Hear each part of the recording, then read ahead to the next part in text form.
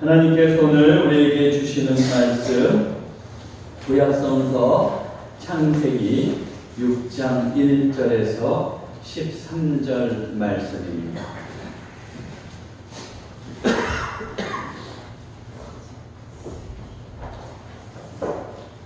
6장 창세기 6장 1절에서 13절 말씀 한 절씩 이 계시의 말씀을 봉독하겠습니다.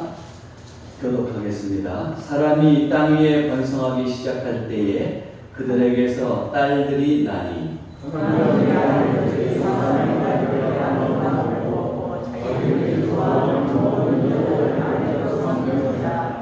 여호와께서 이르시되 나의 영이 영원히 사람과 함께하지 아니하리니 이는 그들이 육신이 됨이라. 그러나 그들의 날은 120년이 되리라 하시니라.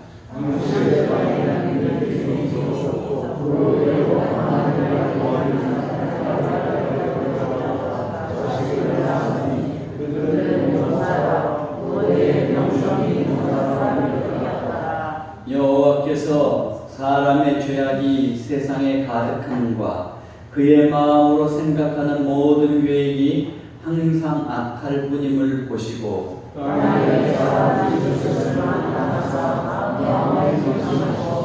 이르시되 내가 창조한 사람을 내가 지면에서 쓸어버리되 사람으로부터 가축과 기는 것과 공중의 새까지 그리하리니 이는 내가 그것들을 지었음을 한탄함이니라 하시니라.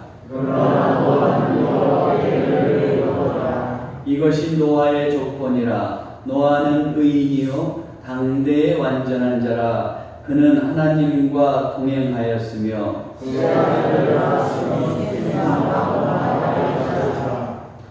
그때에 온 땅이 하나님 앞에 부패하여 포악함이 땅에 가득한지라.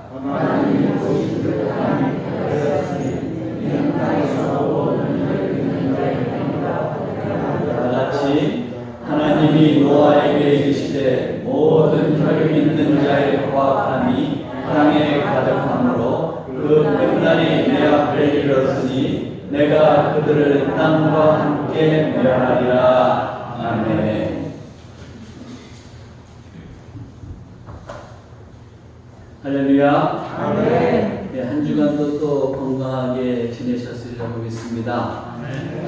태풍이 이제 이렇게 우리나라를 반통해서 지나갔는데 다행히 큰 피해가 없어서 여러분들도 또 평안하게 지내셨으리라고 믿습니다. 살다가 보면 또 그런 인생의 태풍도 다가올 텐데 하나님의 인도하신 가운데서 늘 평평하고 건강하게 살아가시기 바랍니다. 네. 성경을 읽다가 보면 이해하기 힘든 구절이 나올 때가 있잖아요. 그럴 때 여러분 물론 이제 그것에 대해서 알아보려고 연구하는 것도 좋은데 그러다가 읽는 것을 포기하지 마시고 계속해서 읽어가시기 바랍니다. 때로는 그냥 잘 모르겠으면 괄호를 치고 넘어갈 때도 필요할 때가 있어요. 그러다가 보면 또 쭉 계속 통독을 하다 보면 이후에 그 내용을 또 깨닫게 되는 경우도 있습니다. 그러니까 뭐 좀 이해하기 힘든 구절이 나온다고 해서 또 성경 통독하는 것을 포기하지 말고 계속해서 또 읽고 또 읽으시기 바랍니다. 오늘 말씀, 오늘 본문에 나오는 말씀도 1절에서 4절 말씀 같은 경우 성경을 또 이렇게 해석하는 데 이해하는 데 있어서 난해한 구절이라고 할 수가 있습니다. 어떻게 보면 창세기에서 가장 또 난해한 구절이 될 수도 있겠습니다. 과연 하나님의 아들과 또 사람의 딸들이 그렇게 결혼을 했다는 게 합해졌다는 게 무슨 말인가 이런 궁금증이 있습니다. 그런데 오늘 좀 이제 그런 것들을 살펴볼 텐데 그 하나님의 아들과 사람의 딸 이것들을 이제 밝히기 이전에 우선 그 1절부터 4절이 왜 나오고 있는지를 우리가 전후문맥으로 한번 생각해 보면 좋을 것 같습니다. 오늘 본문 5절에서 7절을 보면 하나님께서 이제 세상을 보니까 세상이 죄악으로 가득하게 되시니까 한탄하시면서 홍수 심판을 작정하신 것을 우리가 볼 수 있습니다. 이렇게 악이 가득한 세상이 됐다는 것을 이제 우리 지금 이 노아의 시대에 그렇게 악이 가득한 세상이 됐다는 것을 알 수가 있죠. 그런데 그렇게 악이 가득한데 그럼 어떻게 악이 가득한가? 그런 한 단면을 보여주는 것이 1절에서 4절이라고 볼 수가 있습니다. 그럼 이제 그것을 염두에 두면서 우리가 조금 더 이제 살펴보겠는데요. 오늘 말씀 1절을 보면 사람이 땅 위에 번성하기 시작할 때에 그들에게서 딸이 나니 그랬습니다. 우리가 계속해서 이제 봤지만 우리 4장에서도 보고 했지만 가인의 계보도 나오고 또 이제 셋의 계보도 쭉 나오는 것을 볼 수가 있었습니다. 자, 그런데 그렇게 자손들이 나오는데 그때 아들들만 번성한 게 아니고 딸들도 나면서 번성한 겁니다. 우리는 지난 5장에서 아담과 셋에 이어서 노아에까지 10대에 이르는 계보를 쭉 살펴봤어요. 그 족보가 쭉 나오는 것을 볼 수 있었는데 거기서 보면은 자녀를 낳았다는 말이 9번 나와요. 예를 들어서 시간이 없으니까 하나만 보겠어요. 4절에 보면 5장 4절에 보면 어떻게 되어 있느냐. 아담은 셋을 낳은 후 800년을 지내며 뭐라고 되어 있습니까? 자녀들을 낳았으며 그랬잖아요. 그러니까 자녀들을 낳았다 그랬는데 이걸 히브리어 원문으로 보면 어떻게 되어 있느냐면 아들과 딸을 낳았다 이렇게 분명하게 되어 있어요. 그러니까 자손을 낳는데 대대로 이렇게 이 아담과 셋에서 노아에까지 이르는 계보를 쭉 10대에 이르는 계보를 이야기하면서 그 계보 때마다 뭐라고 얘기하느냐면 아들과 딸을 낳았다. 그걸 반복하고 있어요. 왜 그렇게 얘기합니까? 그러면서 이제 인류가 번성하게 되었다는 것을 지금 밝혀주고 있는 겁니다. 자, 그렇게 해서 이제 사람들이 많아지고 여자도 많아졌어요. 그때 이제 하나님의 아들들이 사람의 딸들을 아내로 삼았습니다. 2절을 보니까 하나님의 아들들이 사람의 딸들의 아름다움을 보고 자기들이 좋아하는 모든 여자를 아내로 삼는지라. 자, 여기서 얘기하는 하나님의 아들들은 누구고 사람의 딸들은 누굽니까? 이것에 대해서 아주 여러 가지 해석들이 있습니다. 총 따져보면 10가지도 넘는 것 같아요. 그런데 이제 좀 주요하게 생각되는 것으로 이제 크게 살펴보면 한 너댓 가지라고 볼 수가 있어요. 먼저 첫 번째로 어떻게 생각하는 견해가 있냐면 여기서 얘기하는 하나님의 아들은 천사다. 신적인 존재다. 그리고 사람의 딸들은 말 그대로 인간의 딸을 의미한다. 그러니까 천상의 존재가 이제 인간의 딸하고 그렇게 부부의 관계를 맺었다. 좀 신화적인 속성이 많이 있죠. 고대 신화적인 속성에 영향을 받았다고 보는 견해들도 있는데 어쨌든 이렇게 보는 견해가 있는데 많은 주석학자들은 이것에 동의하지 않습니다. 왜냐하면 그 천상의 존재가 한마디로 천사가 사람과 어떻게 결합을 할 수 있어요? 영적인 존재가 육을 가진 인간하고는 관계를 맺을 수가 없죠. 그래서 이 의견은 동의를 하지 않습니다. 두 번째로 이제 기독교에서 전통적으로 주장해온 견해인데요. 이것은 뭐냐면 하나님의 아들은 셋의 자손을 의미한다. 그리고 사람의 딸들은 가인의 자손을 말한다는 겁니다. 우리가 앞에서도 살펴봤지만 창세기 4장에 보면 가인의 계보가 쭉 나오고 나서 그 다음에 셋에 대해서 잠깐 언급해요. 근데 거기서 뭐라고 되어 있느냐 이렇게 되어 있어요. 4장 26절을 보면 셋도 아들을 낳고 그의 이름을 에노스라 하였으며 그때의 사람들이 비로소 여호와의 이름을 불렀다 그랬잖아요. 그러니까 셋의 계보에서 이렇게 세상에서 이제 죄가 물들어 있는데 그 셋의 계보의 사람들은 여호와의 이름을 부르면서 하나님의 사람으로 산 거죠. 네, 이렇게 산 거죠. 그런 것을 힌트로 해서 이제 하나님의 아들들은 바로 셋의 자손들을 얘기하고 그리고 가인의 자손은 타락한 자손인데 그게 사람의 자손이다. 이렇게 보는 견해가 있어요. 그런데 이렇게 하면은 둘 간에는 그닥 권하고 싶지 않은 그 결혼의 관계인 거예요. 왜냐하면 한쪽은 이제 타락한 게 보이고 한쪽은 여호와 하나님을 부르는 게 보이기 때문에 이렇게 보는 견해가 있는데 어쨌든 이것이 좀 여태까지 이제 전통적으로 내려오는 견해입니다. 그런데 세 번째는 또 어떤 게 있냐면 아까는 하나님의 아들이 셋의 자손이라고 그랬는데 그걸 바꿔서 하나님의 아들은 가인의 자손이고 그리고 사람의 딸은 셋의 자손이다. 이 거꾸로 보는 견해가 있어요. 왜 그러냐 하면 아까도 봤지만 창세기 5장에서 셋의 자손들 가운데서 자녀를 낳았다 그랬잖아요. 아들도 낳고 딸도 낳았다 그랬잖아요. 그러니까 딸들도 많아졌단 말이에요. 그것을 보면서 이 셋의 자손을 오히려 사람의 딸로 보는 게 낫다고 보는 견해도 있어요. 그러나 이건 많은 지지를 얻지는 못합니다. 그리고 이제 마지막으로 한 가지 더 어떻게 보는 견해가 있냐면 하나님의 아들들은 초기 통치자, 즉 초기 왕족으로 의미한다는 거예요. 왜냐하면 고대 사회부터 어떻게 했어요? 보통 왕인 경우에는 신의 아들이다 이렇게 불렀잖아요. 그러니까 여기서 하나님의 아들이라고 하는 것은 그 왕족을 의미하는 신의 아들을 의미하는 것으로 보고 이 왕족이 마음에 드는 여성을 데려다가 자기 아내로 삼았다는 말이다 이렇게 보고 있습니다. 개신교는 아까도 얘기했지만 전통적으로는 이제 하나님의 아들은 셋의 자손들 그리고 사람의 딸은 가인의 자손들이라고 보는 견해였는데 요즘은 마지막 견해를 더 이렇게 지지하는 편이에요. 즉 그 왕족이 이제 여자들을 데려다가 자기의 아내로 삼았다는 것을 이제 더 받아들이는 그런 추세에 있습니다. 그게 왜 그런가 한번 잘 보세요.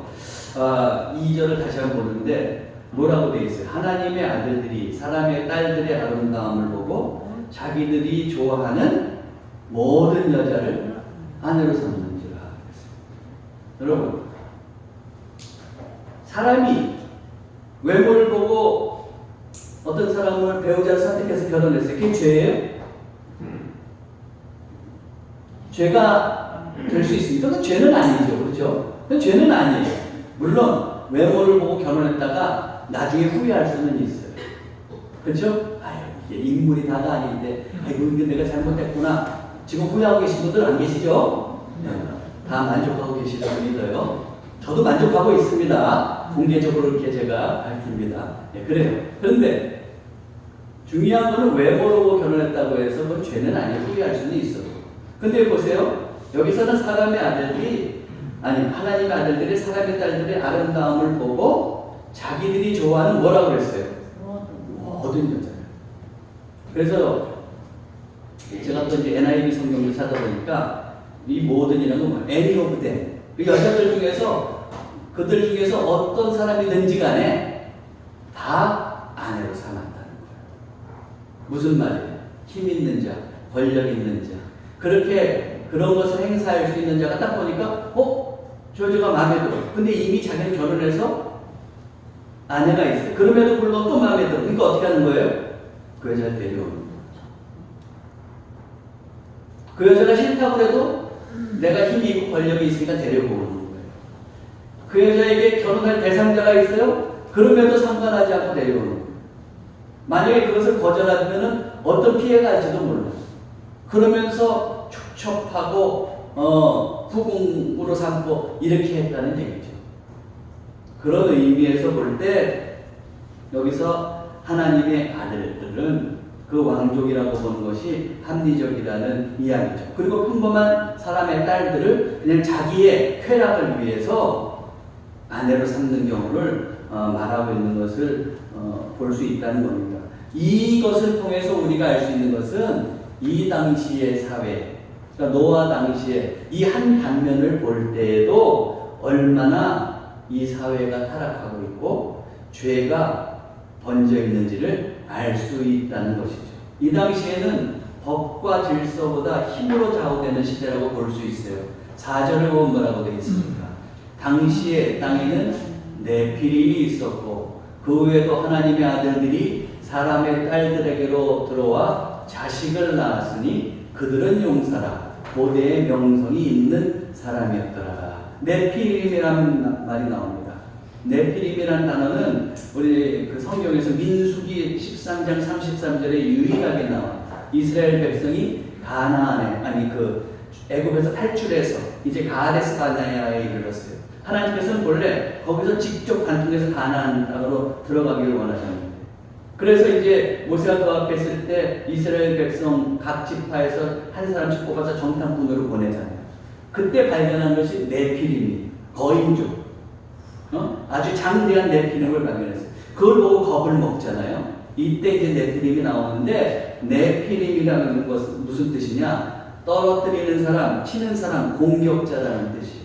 그만큼 힘이 있어서 남을 떨어뜨리고 공격하고 치는 자라는 거죠. 그런 이름만 보더라도 어때요? 이것은 무엇을 상징합니까? 그 당시에 법과 질서보다는 힘이, 권력이 더 난무하는 시대라는 것을 상징적으로 보여주는 것이죠. 그것과 더불어서 또 뭐라고 했느냐? 하나님의 아들들이 사람의 딸들에게로 누가 자식을 낳았으니 그들은 용사라 그랬어요. 용사라는 말을 쓰고 있어요. 한마디로 싸우는 사람이죠. 싸움꾼이 되는 거예요. 이것을 통해서 이 당시에는 싸워서 이겨야 이기는 시대에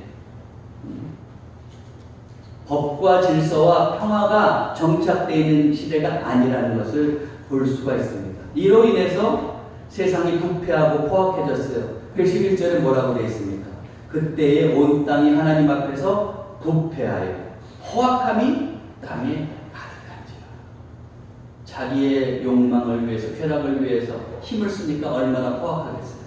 그런 일들이 막 일어나는 겁니다. 이 상에서 보듯이 오늘 본문은 힘 있는 자가 함부로 권력과 힘을 행사하고 또 포악하게 살면서 불법을 저지르던 시대, 그렇게 죄악이 가득 차 있는 시대라는 것을 우리는 이제 그 말씀을 통해서 짐작할 수가 있습니다.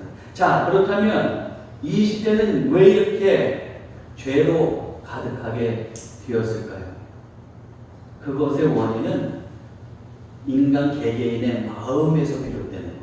5절을 보십시오. 여호와께서 사람의 죄악이 세상에 가득함과 그의 마음으로 생각하는 모든 계획이 항상 악할 뿐임을 보시고. 여러분, 모든 문제는 사실 어디에서 일어나냐면 인간의 마음에서 일어나요. 그래서 보면은 그 세상에 많은 범죄들 보면은 다 면식범이 많잖아요. 왜 그래요? 보면서 마음으로 이미 무언가가 자꾸 생각이 되고 그러면서 계획하면서 일어나는 경우가 많다는 거예요.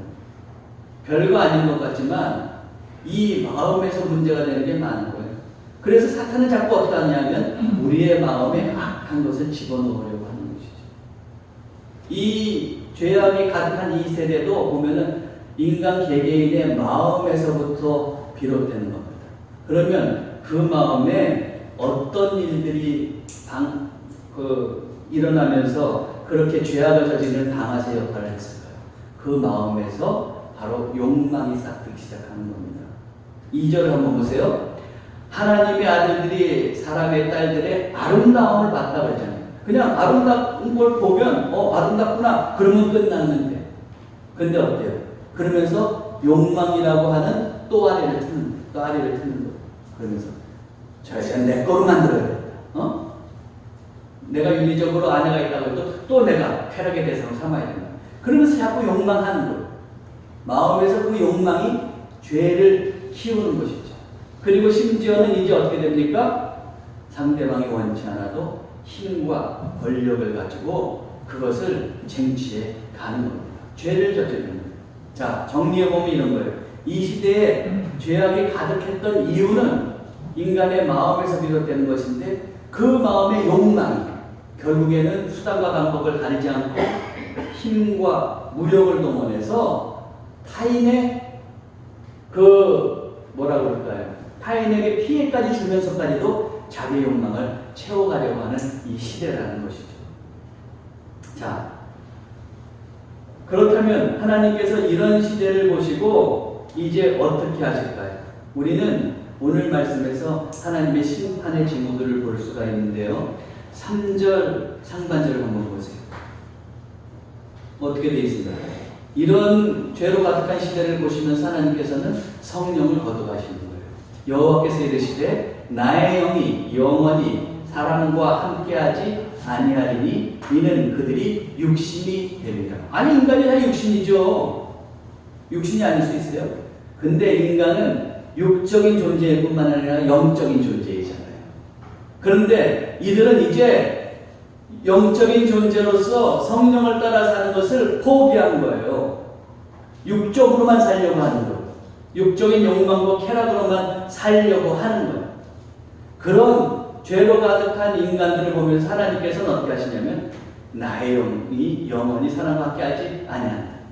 성령을 걷어가시겠다는 말이에요. 여러분, 우리가 듣기에 성령을 우리에게서 걷어간다고 하면은 이게 별거 아닌 것 같죠? 그러나 여러분, 우리가 정말로 이렇게 살아가는 데 있어서 성령께서 나와 함께 해주시고 나를 인도하시기 때문에 어떻게 여기까지 살 수 있었던 거예요. 아멘. 그런 의미에서 성령께서 인도하는 것이 얼마나 중요한지 몰라요. 그런데 하나님께서는 그 이 죄를 저지른 인간들, 육적으로만 살아가는 인간들에게서 당신의 영을 걷어가신다. 얼마나 무서운 말이에요. 우리가 오늘, 그래서 제가 오늘 일부러 그 예배 전에 찬양도 그것과 관련된 찬양을 했는데 시편 51편에 보면 뭐라고 돼 있어요? 이렇게 돼 있잖아요. 기도자는 시편 기도자는 이렇게 얘기해요. 주의 얼굴을 내 죄에서 돌이키시고 내 모든 죄악을 지워주소서. 하나님이여 내 속에 정한 마음을 창조하시고 내 안에 정직한 영을 새롭게 하소서. 나를 주 앞에서 쫓아내지 마시며 주의 성령을 내게서 거두지 마소서. 그래서 성령을 걷어가지 말라고 그렇게 지금 강구하고 있는 겁니다. 그런데 지금 하나님께서는 이 노아의 시대 죄로 가득하니까 성령을 걷어가시겠다고요. 두 번째 어떻게 합니까? 인간의 수명을 단축시키셨어요. 3절 하반절 본문이라고 되어 있어요. 그러나 그들의 날은 120년이 되리라 하십니다. 이전에는 평균 얼마를 살았어요? 사람들이 900세 가까이 살았잖아요. 우리가 지난번에 살펴봤듯이. 그랬는데 이제 120년이 되죠. 아유, 죄를 많이 졌으니 이것도 많이 준 거예요, 사실. 그렇지 않습니까? 그런데 하여튼 수명을 단축시키셨어요. 그리고 결정적으로는 이제 하나님께서 세 번째로 어떻게 하시느냐? 홍수 심판을 결정하시는 거예요. 그래서 5절에서 7절 보면 여호와께서 사람의 죄악이 세상에 가득함과 그의 마음으로 생각하는 모든 계획이 항상 악할 뿐임을 보시고 땅 위에 사람을 지으셨음을 한탄하사. 아름답게 지었는데 하나님의 형상으로 지었는데 죄만 짓고 살아가니까 한탄하시는 거예요. 그러면서 하나님께서도 마음에 근심하시는 거예요. 마음에 근심하시고 이랬을 때 내가 창조한 사람을 내가 지면에서 쓸어버리되 사람으로부터 가축과 기는 것과 공중의 새까지 그리하리니 이는 내가 그것들을 지었음을 한탄함이니라 하십니다. 죄를 지어서 이제 지면에서 사람을 쓸어버리는 거예요. 근데 이 사람 때문에 어떻게 되는 겁니까? 모든 짐승들, 가축, 기는 것, 공중의 새까지도 다 이제는 심판을 받게 됐어요. 아니, 이런 짐승들은 무슨 죄가 있어서 이렇게 받아요. 그런데 이런 일들이 일어나고 있는 겁니다. 그리고 이제 노아에게 홍수로 세상을 심판하실 것을 선언하시죠. 13절을 보면 하나님이 노아에게 이르시되 모든 혈육 있는 자의 포악함이 땅에 가득함으로 그 끝날이 내 앞에 이르렀으니 내가 그들을 땅과 함께 멸하리라. 하나님은 죄를 가장 싫어하세요. 하나님과 죄는 공존할 수가 없습니다. 하나님은 죄를 보고 그냥 간과하시는 분이 아니에요. 그건 어떻게 하든지 간에 하나님은 죄에 대해서는 그 죄의 문제를 처리하십니다. 그래서 이제 노아 당시 인류는 죄로 인해서 성령님의 떠나가심을 경험하게 되고 수명이 단축되고 이제 홍수 심판에 직면하게 된 겁니다. 그런데 여러분, 그러면 우리가 이 사건을 보면서 노아 당시에는 죄가 이렇게 만연해가지고 그렇게 심판을 당할 때 우리가 그렇게만 이야기할 수 있습니까? 지금 이 시대는 어때요? 과연 이 시대는 그러면 죄가 없습니까? 여러분들이 보기에는 어떻습니까? 과거보다 많이 좋아졌어요? 개선의 여지가 있어요? 그래서 죄가 사라진 것 같아요?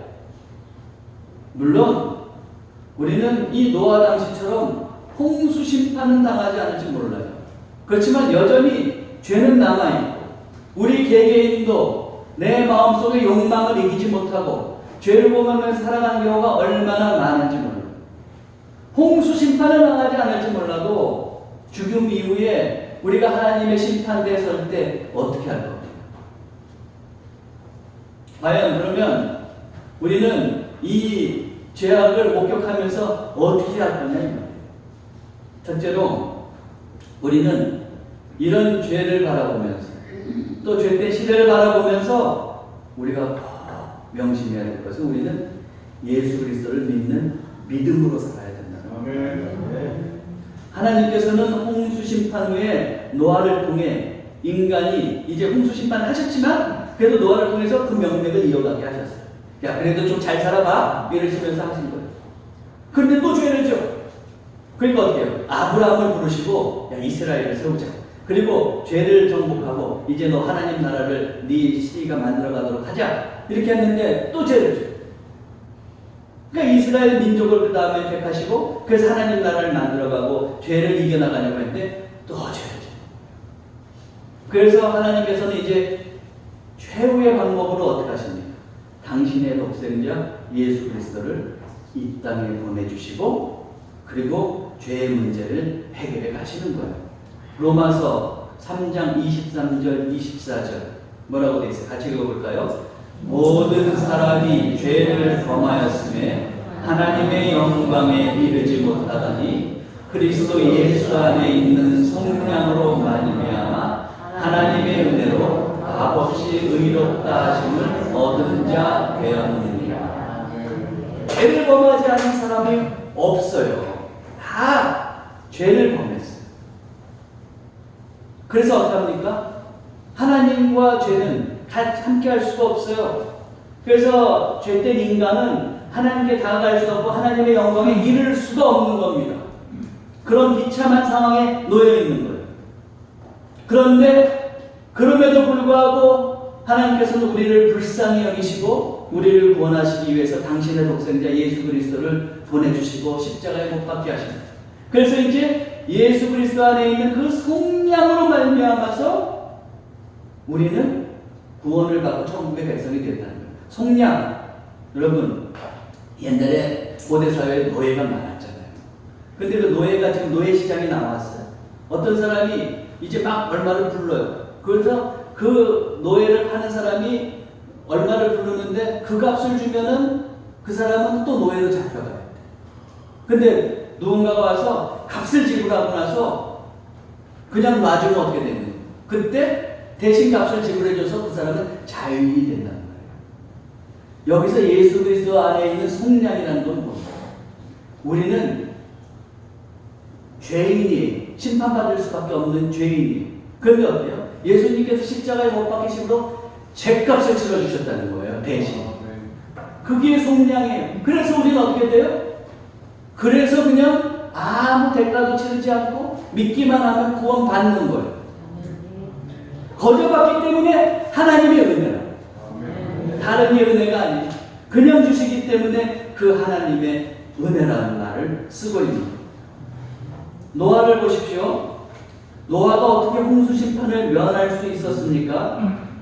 그도 하나님의 은혜를 받았기 때문이에요. 8절에 보세요. 그러나 노아는 하나님 여호와께 은혜를 입어라. 은혜를 안 입었으면 노아도 그냥 죽고 마는 것이죠. 하나님의 은혜를 입었어요. 물론 노아는 의인이었어요. 9절 상반절을 보니까 이것이 노아의 조건이라 노아는 의인이요 당대의 완전한 자라. 의인이고 완전한 자라 그랬어요. 그러나 노아도 인간이에요. 완벽한 자가 될 수 있습니까? 아니에요. 그래서 당대예요. 당대에 상대적으로 다른 사람보다 의인이고 완전한 사람이란 말이에요. 노아도 실수가 있었어요. 술 먹고 어때요? 추태를 그렸잖아요. 추태라기보다 추한 모습을 보여줬잖아요. 완벽한 인간은 아니란 말이에요. 그래요. 그런 노아, 물론 다른 사람보다 상대적으로 의롭게 살았지만 그런 노아에게 하나님께서 은혜를 베풀어 주셔서 그래서 홍수를 면하게 하신 것처럼 이제 어때요? 예수 그리스도를 통해서 하나님께서 은혜를 베풀어 주시고 예수 그리스도를 믿는 자에게 값없는 은혜로 우리는 구원을 받는 겁니다. 사랑하는 성도 여러분, 우리는 다 예수 그리스도를 믿기 때문에 지금 이 자리에 오신 것이죠? 그래요, 여러분. 우리는 그런 은혜를 받은 사람들입니다. 그 믿음을 망각하지 말고 꼭 붙잡고 그리하여서 죄를 이기며 살아가시기를 바랍니다. 자, 그래요. 우리는 그렇게 죄악된 세상에서 우리도 인간이기 때문에 죄를 질 수밖에 없지만 그 믿음으로 인해서 죄를 이길 수가 있습니다. 자, 그런데 그렇게 죄를 이기고 살아가는데 그런 이 죄악된 세상에 살아갈 때 우리는 그런 이제 믿음을 가지고 살아가는 사람으로서 어떻게 더 살아야 돼요? 그렇게 구원 받았으면 두 번째로 우리가 기억해야 될 것은 저를 따라서 해보세요. 하나님과 동행하라. 하나님과 동행해야 돼요. 그리하여 죄를 이기고 하나님의 뜻을 행하고 사명을 감당하며 살아야 합니다. 노아는 어떻게 했어요? 그 하나님의 은혜를 받고 그 다음에 어떻게 합니까? 9절 하반절에 보니까 그는 하나님과 동행하였다 그랬잖아요. 동행하였다 그랬죠. 노아는 당시 사람들이 욕망을 따라 살죠. 욕망을 친구 삼아 산 거예요. 그 당시 사람들은 죄악된 세상에서. 그런데 노아만큼은 어때요? 하나님과 동행하며 살아간다. 그렇게 해서 어떻게 합니까? 결국에는 죄를 이기고 하나님의 뜻을 행하면서 살았습니다. 하나님의 사명을 감당했습니다. 우리 그리스도인들도 노아처럼 살 필요가 있어요. 그리스도인 가운데 어때요? 예수 그리스도를 믿고 구원받고 나서는 나 구원받았지. 우리 교회는 아닌데 저기 어디 다른 교회 보니까 구원받았지. 그러면서 그거로 그냥 만족해가지고 그 다음에는 하나님도 잊고 사는 사람들이 있더라고요. 네? 또 어때요? 그렇게 해서 이제 구원받았다는 거 만족하고 힘들 때만 기도하지 그 기도도 잊고 살아가는 사람들도 있어요. 그러면서 심지어는 욕망을 따라 사는 사람들도 있습니다. 이런 사람은 부자관계로 치면 하나님 앞에서 불효자인 거나 마찬가지. 한번 이런 사람 상상해보세요. 어떤 아들이 있는데 부모는 거의 다 떠나가서 사는 거예요. 떠나가서 자기 마음대로 허락만탕하게 살아. 그러다가 문제가 생겨서 사업하다가 망하게 생기고 막 그러니까 그때 특별같이 그냥 부모님한테 찾아가. 죄송합니다. 좀 도와주세요. 그러면 어떻게 해요, 여러분? 또 마음이 좋으시니까 도와주시죠. 그래서 위기에서 건져주는 거예요. 그러면 건져주면 그 다음에 아들이 정신을 차려야 되잖아요. 정신을 차리고 부모님께 잘하고 그리고 또 나가 산다고 해도 부모님께 늘 연락드리고. 부모가 워낙에 별거 있어요. 집 가서 그냥 다 컸으면 오히려 엄마 아빠 맨날 부르고 있으면 그게 더 이상한 거지. 살더라도 그래도 부모님 안부도 묻고 명절 때면 찾아오고 그러는 게 예의고. 그리고 또 어때요? 문제가 있으면 부모님께 상의하고 그렇게 해야 되는 거 아니에요? 근데 이 아들은 어때요? 또 문제가 해결되니까 나만을 나가고 하는 거예요. 부모님과 교제도 하지 않아. 그러면서 어떻게 하냐면은 자기 인생을 망치는 여자를 만나고 또 친구들도 그렇게 인생을 망치는 친구들도 만나고 맨날 허락먹고 심지어는 마약까지 하면서 산다고 생각해 보세요. 그러다가 또 문제가 생겼어. 쫄딱 망했고 또 달려오는 거야. 그래가지고 엄마 좀 집 팔아서라도 해결해 주세요. 그러면 어때요? 아들이 아니라 어떻게 됩니까? 왼수한 윤수. 근데 여러분 우리가 하나님 앞에서 어떠냐? 우리 교회는 아니에요. 저쪽 교회들은 어떠냔 말이에요. 믿고 나서 어때요? 구원받았지? 하나님과 동행하려고 하지도 않아. 그 문제가 생기면 이러면서 겨우 와가지고 그냥 천부여 의지없어서 그러면서 좀 기도하다가 또 문제가 됩니다. 한마디로 지천만 한마디만 쓸게요. 하나님 쌩까고 살아. 그런 경우가 얼마나 많아요. 그렇지만 죄의 문제를 해결하고 그리고 또 그럼에도 불구하고 우리는 죄된 세상에서 살아가야 되는데 그때 하나님께서 우리가 어떻게 살기를 원하시냐면 하나님과 동행하며 살기를 원하십니다. 세상의 욕망을 따라서 욕망을 친구 삼아 살아가는 게 아니라 하나님과 동행하기를 원하시는 거예요. 그래서 오늘 내가 준비 찬양 이름으로 동행 부른 거예요. 동행. 그렇게 동행하면 힘든 것 같죠? 근데 오히려 이상해요. 죄를 이길 뿐만 아니라 더 주님 앞에서 간듯하게 설 수 있고 주님께서 주신 사명도 감당할 수 있고 공급해 주시는 만나도 경험할 수 있다니까요. 하나님께서 그렇게 우리를 책임져 주시는 겁니다. 그렇다면 하나님과 동행한다는 건 무슨 말이에요? 우리 하나님을 볼 수가 없잖아요. 근데 보이지 않는 하나님과 어떻게 동행할 수 있어요?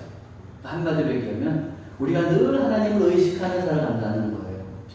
내가 어떻게 하나님을 의식하며 살아갈 수 있어요?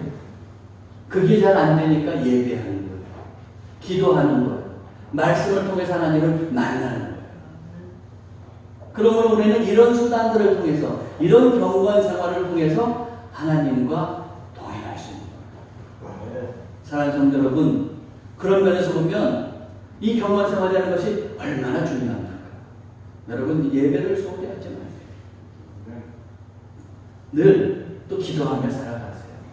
말씀을 버텨서 살아갈 수 있는 그런 삶이 되시기를 바랍니다. 말씀을 정리하겠습니다. 은결이라고 하는 단어가 있어요. 은결. 은결이라는 단어는 무슨 뜻이냐면 햇빛이나 달빛 따위의 빛을 받아서 은빛처럼 하얗게 빛나는 물결을 은결이라고 합니다. 물이 태양이 될 수는 없죠. 물은 기껏 해봐야 태양을 반영하는 역할을 해요. 그래요. 우리는 하나님이 될 수는 없어요. 살아가면서 기껏해야 하나님을 좀 반영하면서 비추고 드러내는 역할을 할 수 있어요. 근데 그것도 제대로 안 돼. 그냥 은결 정도 되는 거야. 그냥 좀 물결 치면서 하나님의 모습을 언뜻언뜻 보여주면서 살아가는 거야.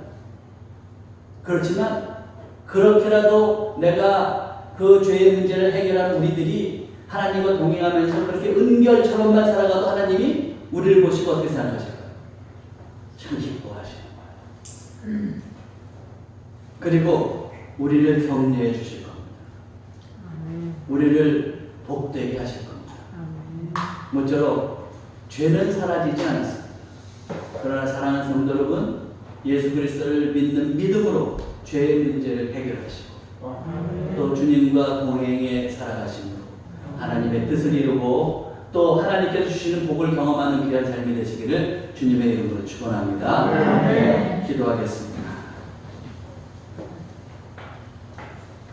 사랑의 하나님, 노아의 시대가 죄로 가득했던 것처럼 지금 우리 안에도 우리 밖과 주변에도 죄로 가득함을 봅니다. 믿음으로 구원받은 저희들이 욕망을 쫓지 않도록 성령께서 저희 마음을 온전히 다스려 주옵소서. 우리가 믿음을 더욱 단단히 붙잡게 하시고 예배와 기도와 말씀을 통해 하나님과 동행함으로 우리 삶을 하나님을 드러내는 도구로 사용하게 하시고 하나님의 뜻을 이루며 살게 하옵소서. 그리하여 하나님 품 안에서 살고 하나님께서 책임져 주시는 복된 인생을 경험할 수 있도록 인도해 주옵소서. 우리 주 예수 그리스도의 이름으로 기도하옵나이다. 아멘.